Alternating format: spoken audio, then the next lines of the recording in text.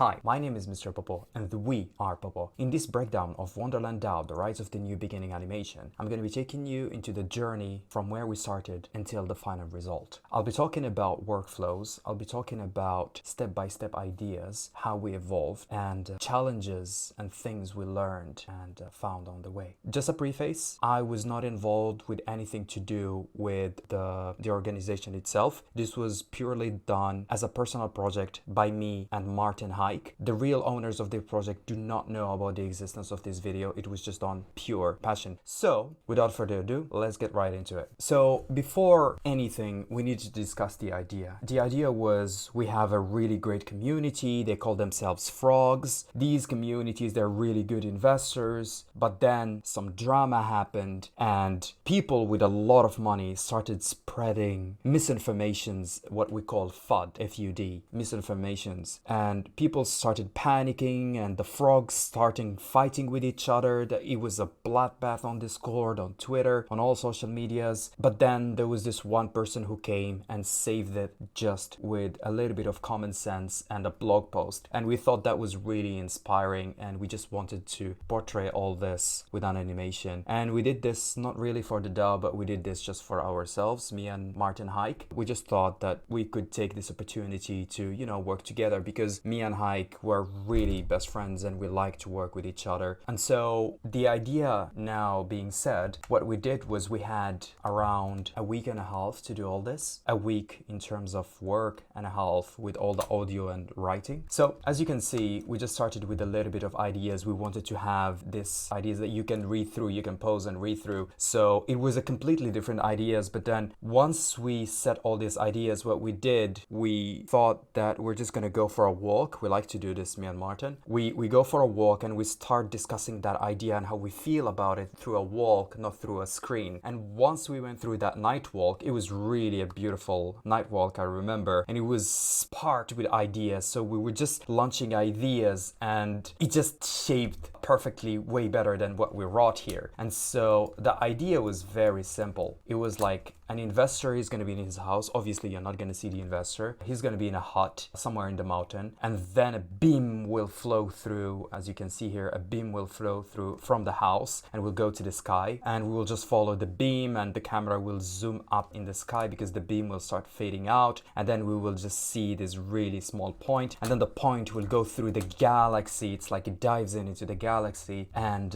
all the products from this organization will start flowing by as planets and stuff like that. And then we will see the teapot. The teapot basically, just so that you can understand why a teapot specifically, one, it's because it's Wonderland, Alice in Wonderland. Two, the teapot is the symbol in blockchain for minting. Basically, it's a process where you buy money so that you can get a coin. This process is a little bit hurtful if you go deep dive in it.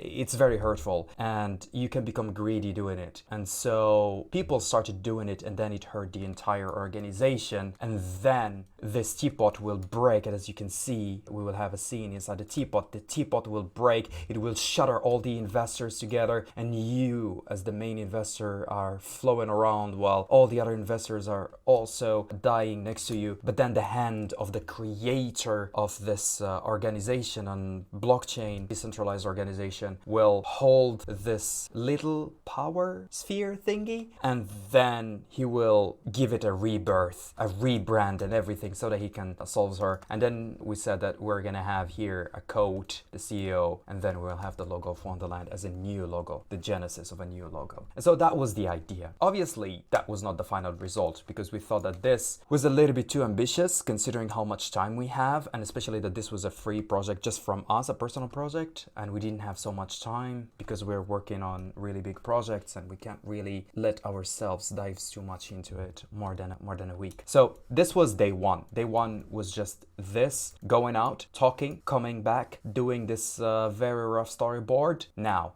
day two. Day two, what we did was we went and we started style framing. So by style framing, we just wanted to look for references. So we'll forget about this because it's not relevant anymore, but we'll just focus on this part here. And so at the very beginning, we knew that this is the style we kind of wanted to go with. We're not going to reach it because a week does not make any sense to do, but this was the target as much as possible that we can. And in terms of assets, we wanted them to be in this Harry Potter, made by NetEase, this Harry Potter like cards and assets, you know, in textures and everything. And in terms of scene, it should be just minimalistic with only the things that we need to focus on, with a little bit of details, of course, around it. The colors, they should be very, very simple to recognize. The whole scene should be harmonious in colors. There shouldn't be too many colors that are different. It should be the same color. So this was the color schemes. This was the fighting scheme in terms of inspiration. These are their products. And as you can see, some of the VFX inspiration in terms of colors, if you go to the video, you will see that there is this explosion here that happened. So that was actually inspired from all that. So we just try to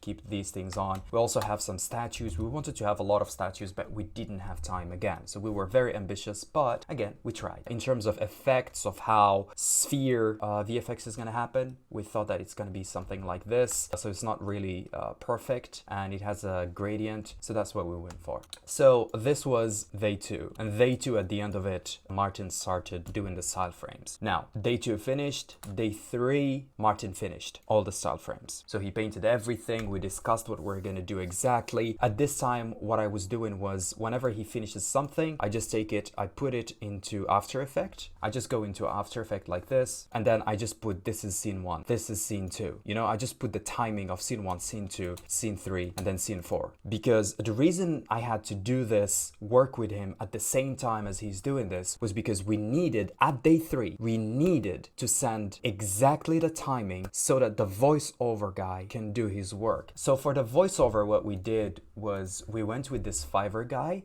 John Lebivo. He's an amazing, as you can see, his voice is really deep. Simba, Simba, you have forgotten yourself, and so you have forgotten me. And he was amazingly professional and super fast. He was really worth our money. He was really fast, and he even gave us this entire audio script that we wrote at day 2. He gave it to us, and he also told us, maybe you wanna switch this scene with this scene. So he really was into the project. He didn't just do it out of just has to do it, but he really wanted this video to actually succeed, and that was really amazing. And he gave us 3 styles of audio with 3 different intonations in different scenes so that we can choose from, and I thought that was really, really nice from him. So now day 4, I started animating. If you ever want to see me work on how I make tutorials and how I make personal projects, you can tune in into my Twitch. That is said. Now, day 1, I did this animations, all of them. I just did all these like it was phase 1, phase 2, and phase 3. Phase 1 meaning you just put the asset and you just move them. Just put the asset and move them. Like there is no this. Just put the asset, move them, next. It just keeps on going. And at the end also just put the assets and then move on. And then day 5, what I did was I went into the animations and I gave them more details. Day 6 of the animations, I just went and I did as many details as I can add, as many fixes I can add, because a lot of fixes, and it's one of the things why I like to work with Hike. Me and Martin do exceptionally well feedback in each other, where we don't get hurt and we actually learn from it. 彼ができる人なので大丈夫。言ってもいいんです。同じ絵を思い浮かべてもらわないと話が進まないんですけど。So this was the pre-production of things. When it comes to sound effects, by the way, which is the last thing about pre-production, sound effects was done by Martin Hike, concept artist. He does a lot of UI and UX. He's extremely talented in that. And as you can see here, that's one thing that I forgot to talk about, which is while I am animating, so what was Martin doing? At that time, Martin was working on the UX of the website of Wonderland Finance. And so as you can see here, we were already preparing the UX. He started working on the logo for the end, and he explained to me why exactly he went for this kind of styles, the kind of colors that we're gonna go with, and all the iconography. And we also started on the website. So this is the current website, the work in progress of where we wanted to take the mobile application, as well as you can see here, website versions, how we went from one version to another one here. So as you can see here, so there is way too much much into this project than what we showed on the video. So yeah, this was the pre-production phase. All this took us around a week. The thing that took a lot of time was the girl, the writer. So there was another writer here. There was this writer who gave us the writing that we can write on the blog when we want to submit this. So as you can see here, she's the one who helped us write all this. So this was how we did this. Now, when it comes into how we did every scene, how each animation was done, that's something that I will discuss on the next part of this breakdown tutorial, where I'll take you through each scene and we'll just dissect it. We'll talk about all the tricks that I've used in it. I hope you like this pre-production part, and I can't wait for you to see the production of this, which is each scene and how it's animated. My name is Mr. Popo, and we are Popo. I'll catch you on the next one.